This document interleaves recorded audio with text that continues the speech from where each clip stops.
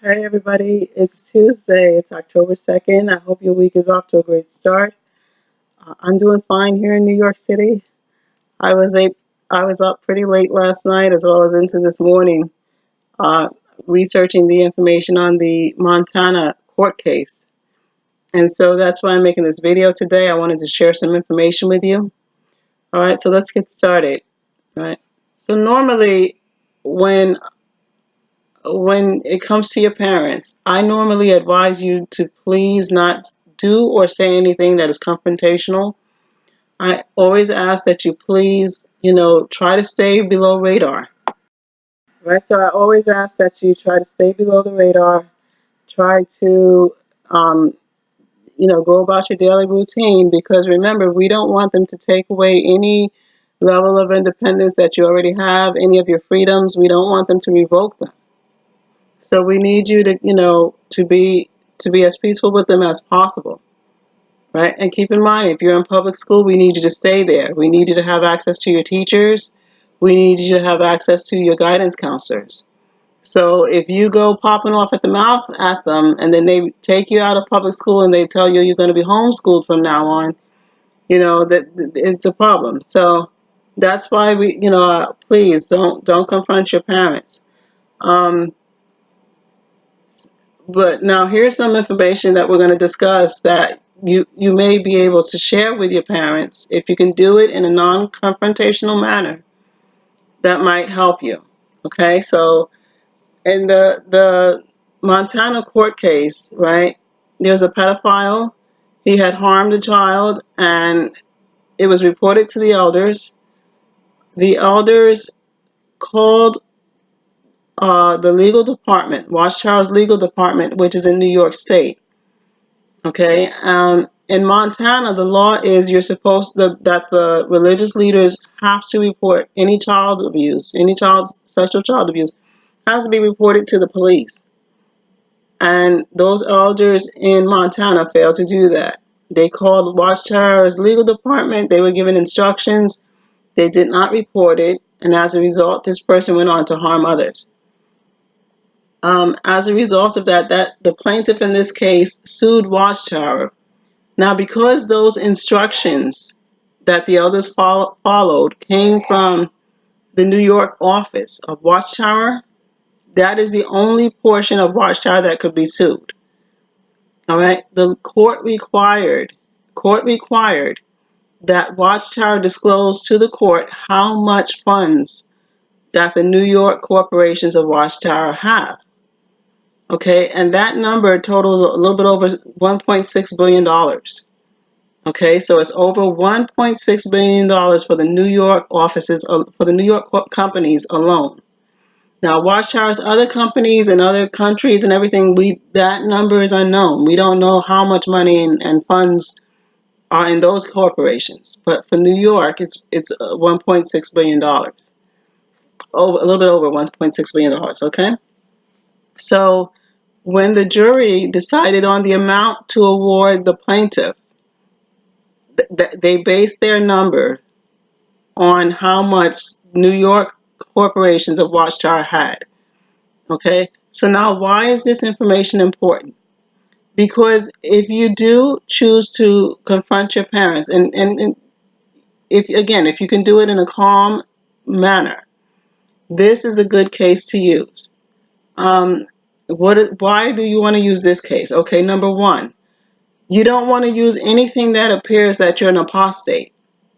So if you use any information from the book Crisis of Conscience, you went digging for it. That makes you look like an apostate. If you know, again, anything that looks like you're seeking negative information about the society, it makes you look like an apostate. And then again, your parents may start revoking your privileges or whatever freedoms you have. They may start revoking them. So that's not what we want. This is a good example to use, the court case in Montana, because this is not something you went digging for. This is something that is in the news. It's plastered all over social media. This is a good example of something to use. Now, how could you use it? You could use it in a number of ways. Number one is you could again, the ongoing problem of how Watchtower handles child sex abuse. That's your primary way to use it. And be aware, there's going to be plenty more of these cases that are, they're in the court system now. So there's cases here in the United States, there's cases in Canada that are coming up, the Netherlands, the UK. So please keep an eye on the news. Whenever you see any negative story regarding Jehovah's Witness and child sex abuse, you always want to bring that kind of a story to your parents' attention. Okay, so that's one. That's one of the ways you can use this story. But here's the second way, and this is the way that I'm recommending. Watchtower made a video where the leaders, one of the governing body members, they stated on videotape that there was more money going out than there was coming in. And now we know for a fact that that's not true. And not only do we know for a fact that it isn't true, it's public record. It's public record that they're sitting on over $1 billion. Okay? So you could ask your parents, listen, this troubles me. They're always saying they need money, and they're always asking us to donate, and they're constantly telling us more money. Why is this? So that's one of the things that's one of the ways you could present the information. The second way you can present the information is, you could tell them, well, Watchtower never discloses to us how much funds they have on their account, in their banks. If they have all of this money, why isn't it being used for soup kitchens, to help homeless people, to open up a nursing home for elderly JWs? Okay, so that's another way to use this information, is you make them, they have all of this money on hand. How come they're being so irresponsible in the way that they're using it? They're not using it in a responsible manner. It could be, used for such more good, as I mentioned, instead of, they're just hoarding it. All right. So again, whenever you confront your parents, if you choose to confront your parents, you always want to use something that's going on presently. In other words, something that you didn't have to dig up from years ago. The reason I bring that subject up is because I know some of you are emotionally torn. You're torn between, I'm happy I'm leaving, but I'm sad because I'm going to be leaving behind my parents, and I might be losing my family. So this is a way to try to, gently wake them up. And again, you don't want to go too overboard. You just want to plant a seed of doubt and then keep moving on. You just say, well, this is just something I was thinking about, and move on. All right. So that's the first thing that I wanted to bring up. That was the main reason I wanted to make this video. I will be making more videos. I'm trying to get, I'm trying to think of every subject that comes up during teenage years and young adult years that needs to be addressed. I'm going to give you a fair warning now. I am hoping to do a video. It's going to be on a tough topic. It's on the subject of self-harm and cutting. There are teens out there that practice this. There are some teens that feel suicidal. So I am going to be doing a video on that. The reason I haven't done so yet is that's a heavy topic, and I'm still trying to figure out what's the best way to do it. If I had my way, I'd get a mental health professional.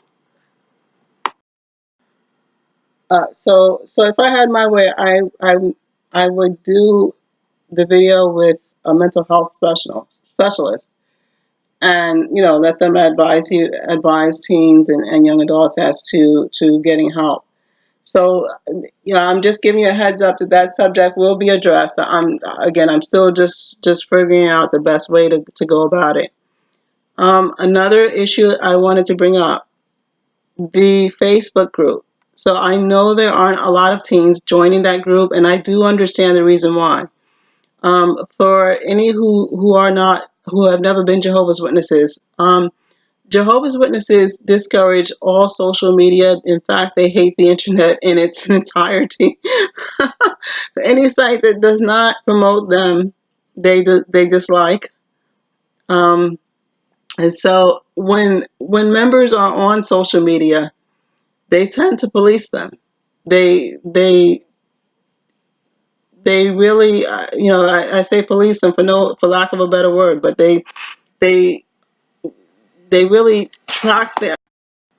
They tend to monitor who they're talking with, who their friends are, who are the who do they follow, who are the people that follow them. So it really, there's very little privacy for a lot of Jehovah's Witness teens on social media. And so for that reason, especially, if you're already on social media and you've already friended a Jehovah's Witness, say in your congregation, you have to, be extremely careful. Jehovah's Witness kids has to be very, very careful, especially if they want to leave. You know, they have to realize that that person may be able to see, what they're talking about, and if they join groups and everything, all of that, becomes, a problem. So I always recommend making a fake account if you can to join the Facebook group. You know, um, Another thing that I wanted to mention is anyone is welcome to join the Facebook group. Right? It's the name of the group again. It's for teens, young adults, physically in, mentally out, which is PMO, as well as the physically out, mentally in, which is PAMI. So that's the audience we're trying to reach. Um, I would like it if there could be like teachers, guidance counselors, mental health professionals, any of that nurses, that could join the group. Again, as I stated, anybody is welcome to join, but I really could use, professionals on board so that if questions do come up that I'm not prepared to answer, at least I can, ask a professional and try to relay the information. A lot of these teens are in the XJW Reddit group. And so again, if you could join that group as well, that helps. So that's the video for today. If you have any questions, please leave them below. I'm going to leave some information as usual in the description box, and it's going to be about that court case. And again, as I said, I hope this video helps so much. Let me know the reactions you get from your parents. If you do decide to follow this advice, let me know what they said. I'm going to put links below to the newspaper articles about the court case. All right. So because that's another problem I should have mentioned. A lot of witnesses, when we bring up this court case to them, the first thing they say is it's fake news. Okay. This news has made it all over, so many U.S. newspapers, Boston Globe, New York Times, Washington Post.